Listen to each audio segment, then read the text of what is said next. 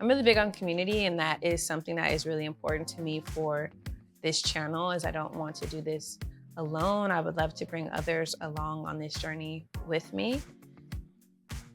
I never make recipes, or usually never, when they don't have a video that goes along with it, or pictures at the very least, because I need to make sure I'm doing it right. So far, this looks like her video.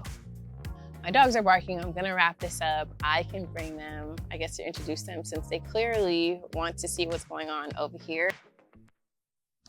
Hi, and welcome to my channel. If you're new here, my name is Felicia, and on my channel, I document my journey through life as a Christian wife, homemaker, future mom, and seasoned entrepreneur.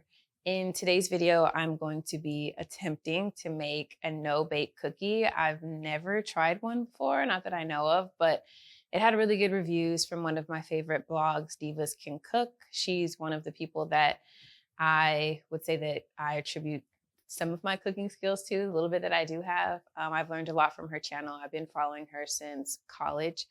And so I saw the recipe. I thought it was something fun, quick to make. I don't have to bake. Hopefully it shouldn't take too much time. So we will see how that goes. Like I like to say, this is not the Food Network. I am just a beginner chef who just enjoys now being in the kitchen, trying out new things. So we are going to try to make it together and see how it goes. And also part of my segment is we will cook together, and then we'll just have a little bit of downtime, usually while we wait for things in the oven or in the refrigerator, so that we can just sit down and connect. So let's get to it. So for today's recipe, it calls for you to have everything ready, and I kind of want to switch things up again so you don't have to sit through the whole thing of me measuring out everything. So I want to try something different. So I have everything already prepared, and it doesn't call for a lot of ingredients. So it's just, I have sugar, unsweetened cocoa powder with a little bit of cream of tartar that's already mixed. And then I have, this is like 2 cups of quick cook oats, so 1-minute oats, peanut butter, butter, and vanilla extract. I'll get in a second. And I'm going to try to use this electric burner that I have on the island. Kind of broke it a little bit. I think we're good though, so we'll see how it goes. First, we melt the butter over a medium-low heat.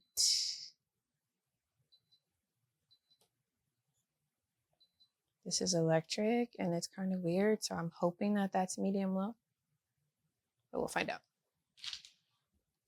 And these cookies I want to share with my neighbor. Her name is Debbie, and she is really sweet. Her and her husband have been almost like a second set of parents for my husband and I.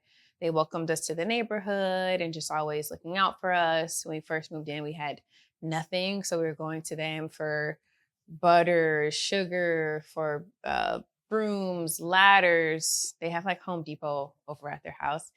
But also Debbie bakes as well. So she had made a cute little basket. I think it was for Christmas, and put some cookies in it. So then after that, I made her some, and I put it in the same basket and gave it back to her. And then she put desserts in and gave it back to me. So I want to share some of these cookies with her as well, since it's been a while since we've had our dessert exchange. So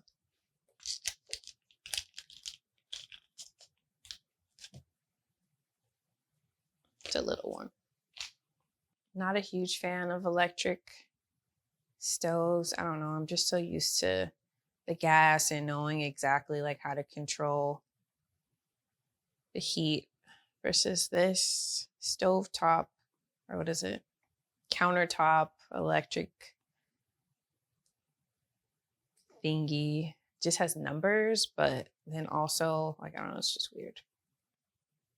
It's going a little bit slower than expected, but good things take time. So let's hope this is one of those things.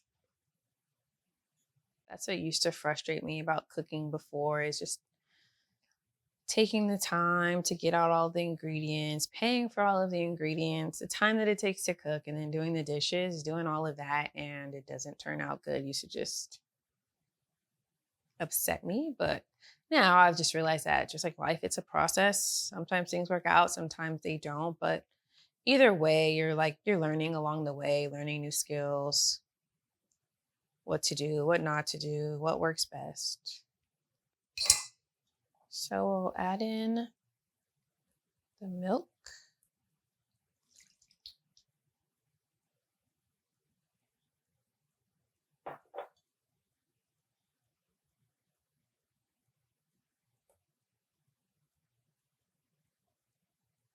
All right, so we have that simmering, and then we're gonna add in the sugar.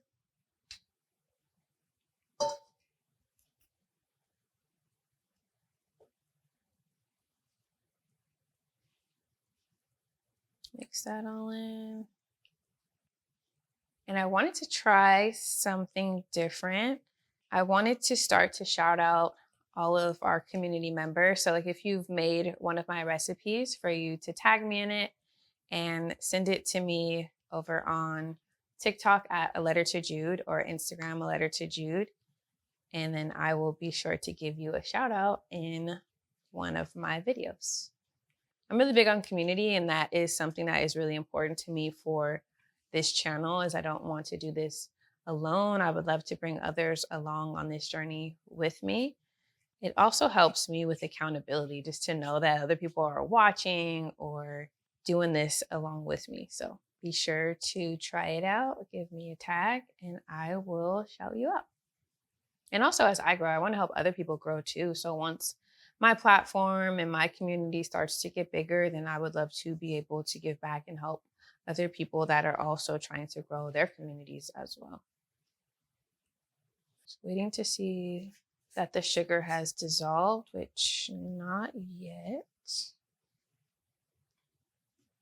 It's still like a little gritty. So now we are going to let it boil, which I didn't even have it in the center. See, that's why we're learning together. So make sure that you have your pan on the center of the heat, and then we're gonna let it boil in the center. You're supposed to use a candy thermometer. This is a meat thermometer. We're just doing the best we can with what we have. We want the heat to get to between 230 and 234. Right now we're at almost at 230 and only at a minute and a half. And then after that, we take it off of the heat, and then we mix in the peanut butter and the vanilla extract. Oh shoot, 235. So mix in the peanut butter.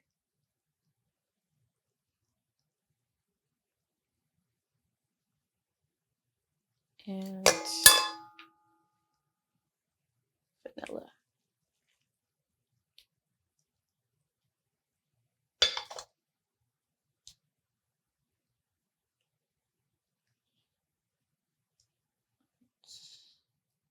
So far, I think we're doing good. Nothing crazy.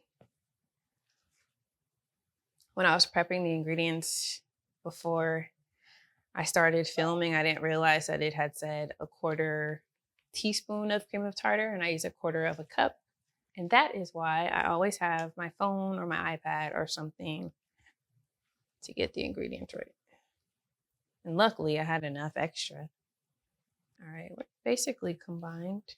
And then we're gonna mix in the Quick Cook oats.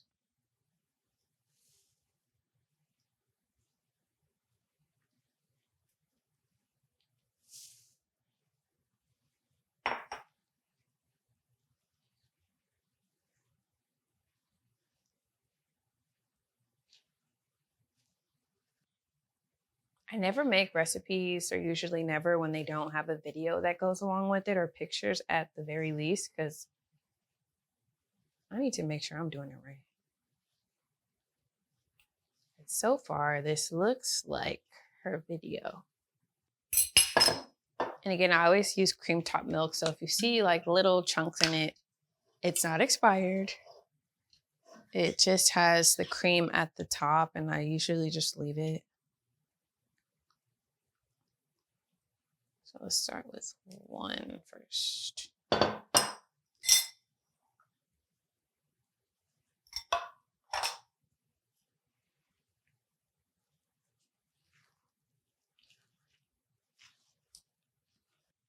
All right, so I have my mini cookie scoop. It's about a 1 tablespoon. So I scoop 2 of these to make 1 cookie.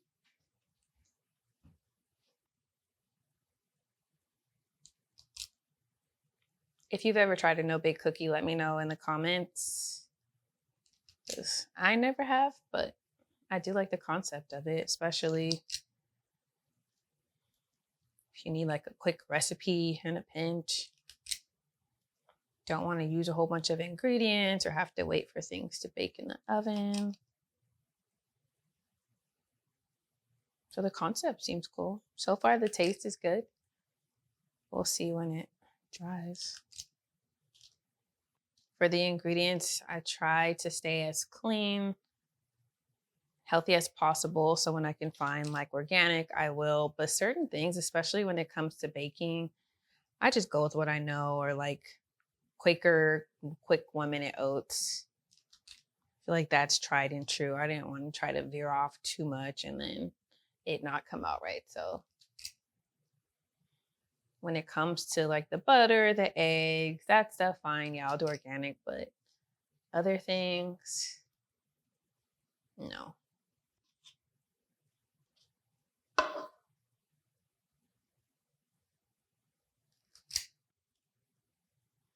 Okay, I'm a little worried because these look a little dry.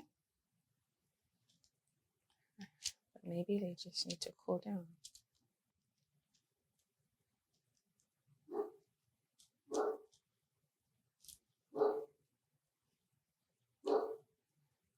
Excuse my dogs in the background. You probably will hear them more often than not. That sounds like Boulder, the younger of my 2 Great Danes.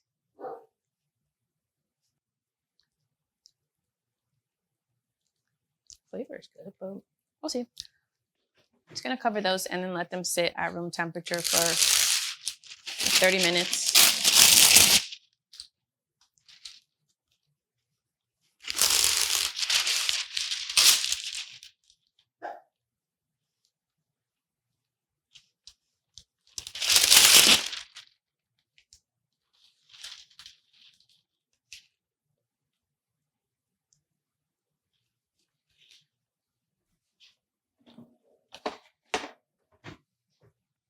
So now we are gonna let that sit and we're gonna head to the backyard and just sit down, relax, chat while we wait.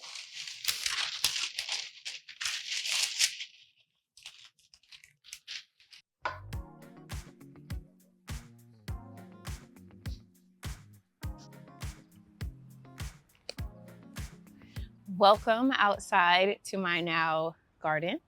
I have always wanted to have a garden. My grandma had really beautiful rose garden. She also grew collard greens, tomatoes. She had like a grapefruit tree, a lemon tree. And so that was always a dream of mine, but I was never really intentional about it, just something that I said that I always wanted to do. But a few weeks ago, my husband, he has gotten really into cutting the grass lately, but we didn't really focus on like pulling weeds and doing like the more like, I don't know, landscaping or maintenance part of it. And so he had asked one of our neighbors, landscapers, if they could come and if they could just clean things up for us. And so we met a really nice guy who came and was able to clean up all of the weeds and get everything really manicured. And so I had purchased the soil for the garden and it had just been sitting for a couple of months. So he noticed it and he said that that was something that he could help me with. So him and one of his team members came and they dug up the soil. They planted the organic soil that we had purchased. And then he purchased the plants for me. So we have some chilies, we have strawberries, we have tomatoes. Other than the chilies that are growing, don't even ask me what the other ones are. I definitely still learning. I have a lot to learn as far as like maintenance and upkeep. Luckily, I do have him to help me to keep this maintained and to help teach me, but a lot of it is going to be trial and error. But I'm just happy that I finally got started, and I just look forward to just learning more about gardening. I'm not the best at keeping up with plants, and I've tried it maybe like twice. Didn't work out too well, but it is something that I want to do and to get better about, and to be able to just come out in my garden and just take things slow, just relax, get my hands dirty. So that's something that I'm working on. I guess you could say a new hobby of mine. But in today's video, I want to, I guess, get a little bit more personal, and I wanted to share some updates on my fertility journey. So some videos back, I had, I guess, just introduced my fertility journey and kind of started from the beginning as far as like my diagnosis, which is primary ovarian insufficiency, or previously known as premature ovarian failure. So I talked about that and just like my feelings about it at the time, and kind of where I am now, of like me trusting in God on this journey, and how my fertility journey has brought me a lot closer to God. But I have had it on my heart for a long time to make a more in-depth video specifically about primary ovarian insufficiency, or I'll call it POI, because just over the years I was diagnosed as a teenager, but I would always go online and try to look for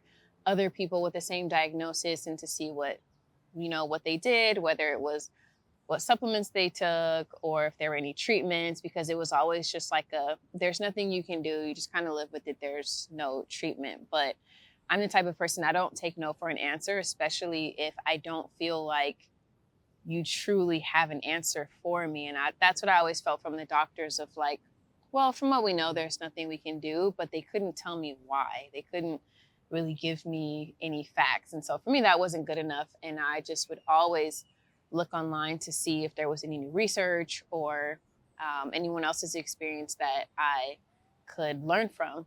And so, like I said, I looked constantly over the years, and I would find a few different things, some things that were helpful, but still not really enough. So I've learned a lot over just within my journey, but especially over the last 2 years or so.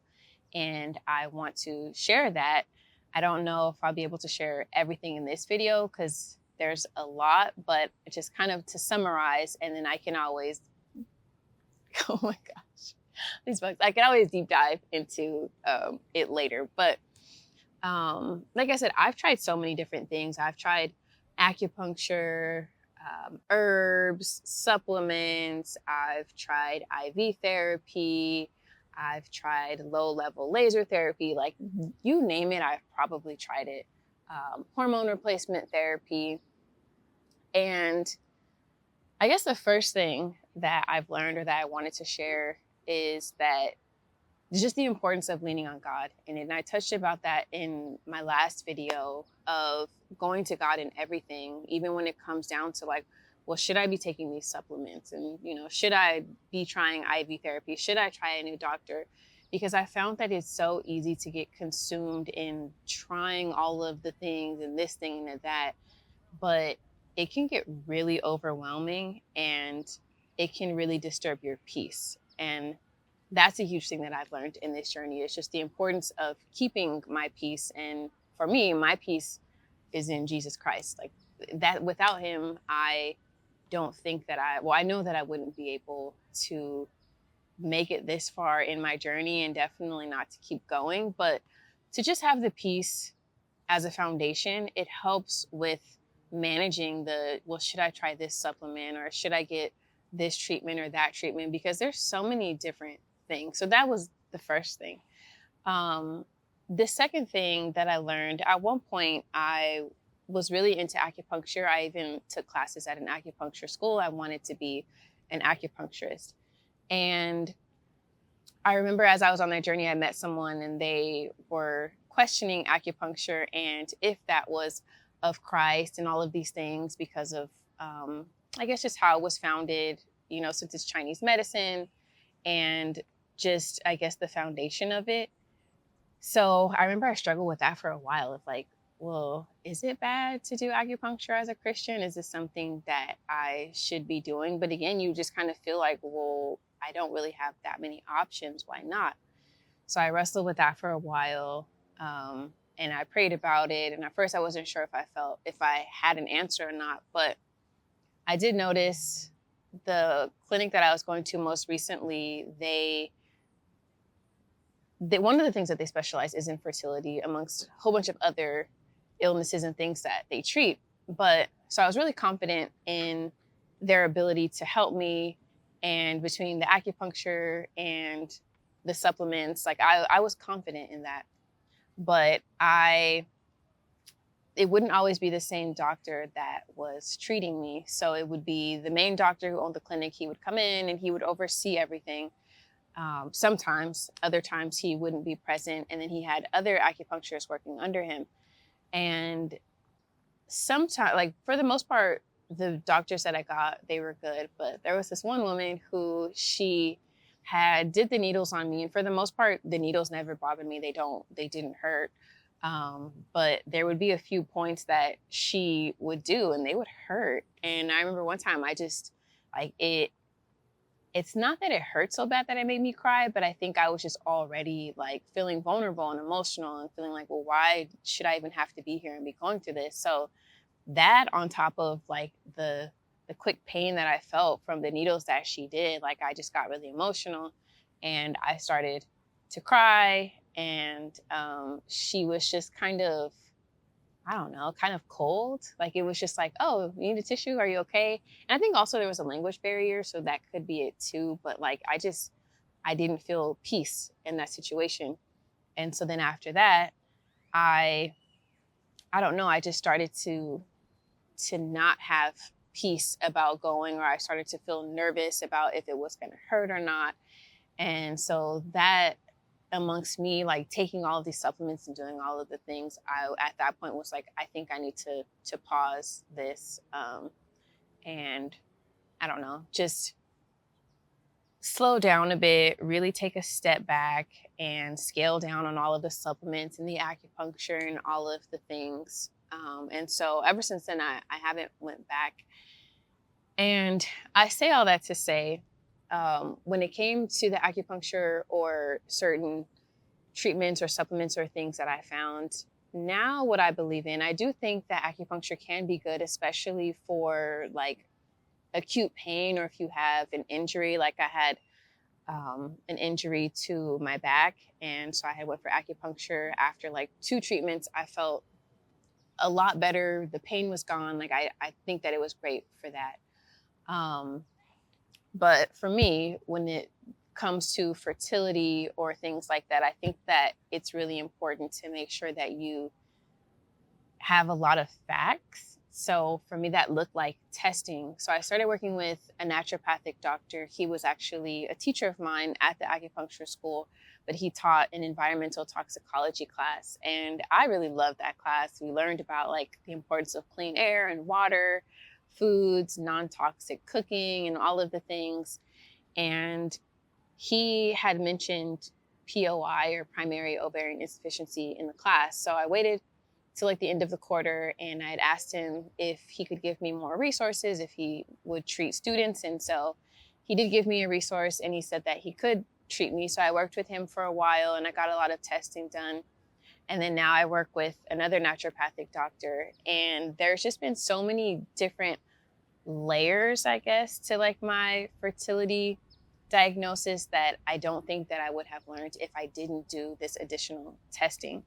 And so I do have insurance, and at first I had like an HMO, and then I switched to a PPO. And most of the doctors that excuse my dog in the background, now the doctors that I go to, I pay out of pocket, and that was a lot changed once I did that. And I understand that a lot of people maybe don't have the means to be able to just go to whoever they choose and pay out of pocket. But I will say, even like with my doctors, they'll do like a one-off consultation or even a free consultation to see if you're a good fit.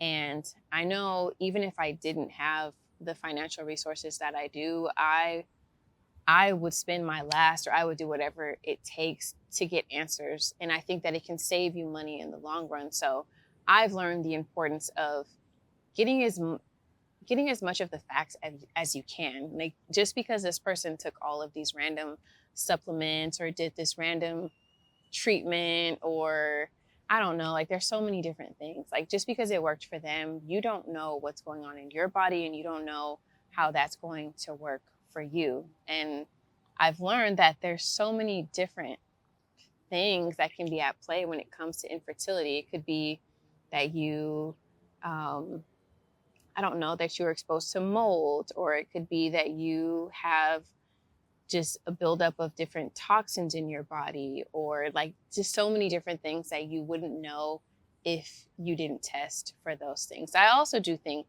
that there is a fine line between testing for what you need and then just over testing. So I think that it is important to always ask your doctor, like, well, why am I doing this test? What does this mean? And what are we hoping that the outcome from this is? So now I do believe in wellness. I do believe in like holistic medicine, but I'm a huge advocate for really knowing exactly what you're looking for and why, and to have a lot of data. I would say that's a big word for me, is data, as well as the facts. Like I said, I can go deeper in another video, but I have explored some different alternative methods that I do think were helpful in their own way. So one of them was low-level laser therapy.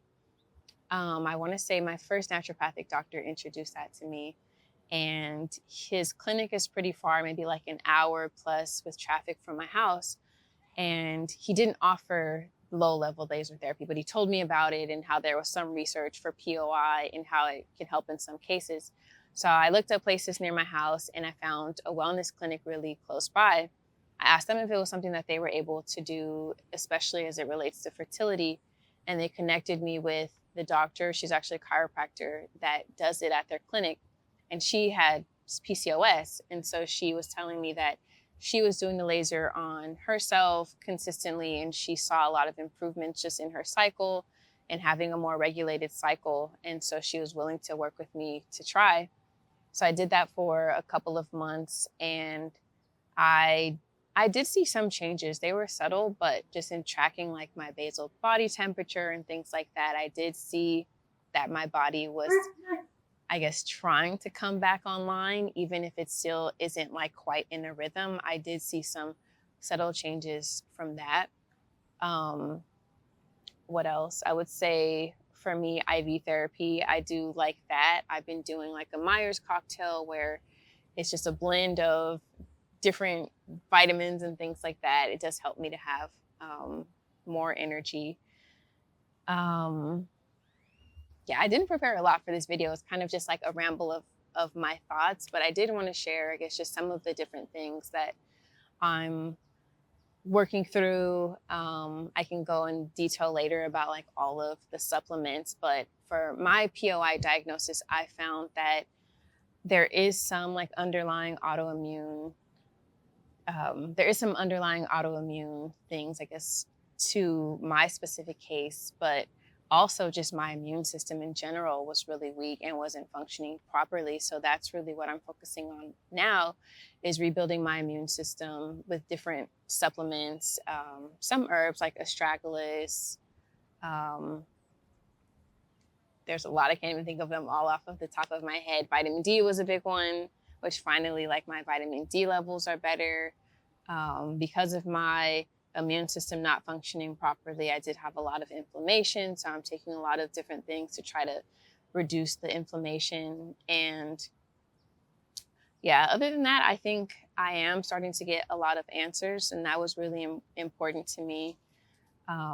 Like I said, I'm putting as much everything into God's hands and just trying to do my part, trying to eat healthy, drink enough water, and do all of that. But to just really lean on God to give me the peace to get through it all. And I really feel like I'm in a good place now with it, to where I'm just doing whatever I need to do, and I'm just waiting, on God, and just trusting in his timing for my life. And yeah, that's it. Like I said, I would love to go more in detail later about like specific supplements or different things, but I didn't want to start with that, and I didn't want to lead with that, because again, it is so easy to jump from supplement to supplement, or to jump from treatment to treatment.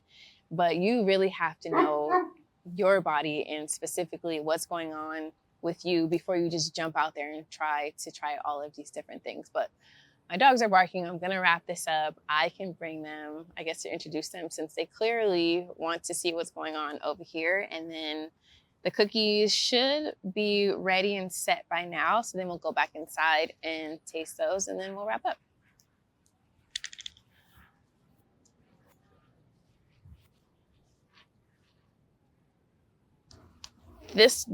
Denver was my first dog that I ever had, and that was a challenge for me, because not only was it my first dog and I had no idea what to do, but he was huge and at some point bigger than me. So it was definitely a learning experience, but after lots of training, lots of patience, I think we figured it out.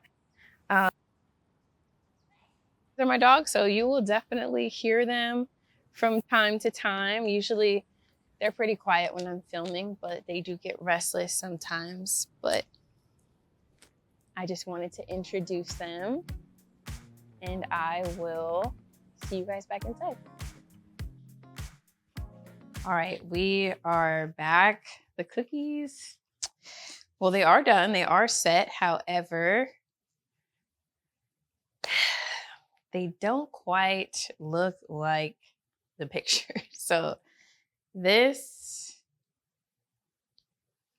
is what they are supposed to look like. And so she said in the video, don't overmix them, because if you overmix them, then they'll turn out ashy. And I did not pay attention to that part. And so my cookies are definitely ashy. So please give me a little bit of grace, please. But I just want to be honest. Like, a lot of times when you cook things, it doesn't come out right. And when you look on social media or cooking channels or things like that, they're usually showing you, when it does come out right, and they maybe have tried the recipe out a few times to make sure that it comes out perfect, or they just have a lot of experience and, they've been doing this for 20 years and can just make a recipe and it comes out right the first time. So I did want to just keep these ashy cookies, and I wanted to still show them. These are the cookies, and let's see, I have some milk just in case, I have to wash it down.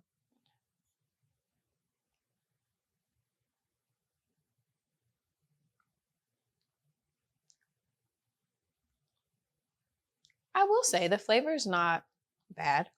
It just tastes like chocolatey, peanut buttery kind of taste, but definitely a little dry, a little ashy. Whereas hers looked a little bit more creamy, and like it was set a little bit more, where these are like super flaky, like they'll just kind of fall apart. And I don't think it's supposed to be like that. I don't think it's quite like a chocolate consistency, but it should be a little bit more firm and together. But it's okay. We'll keep trying it. Now I will be on a mission to perfect these no-bake cookies, and I'll get it right. And when I get it right, maybe I'll make like a TikTok or something and I'll post it. But if you try this recipe and it comes out correctly, feel free to share. Let me know if you have any tips or tricks or anything that works. And on that note, me and my ashy cookies are out. I will see you in the next video. Bye, guys.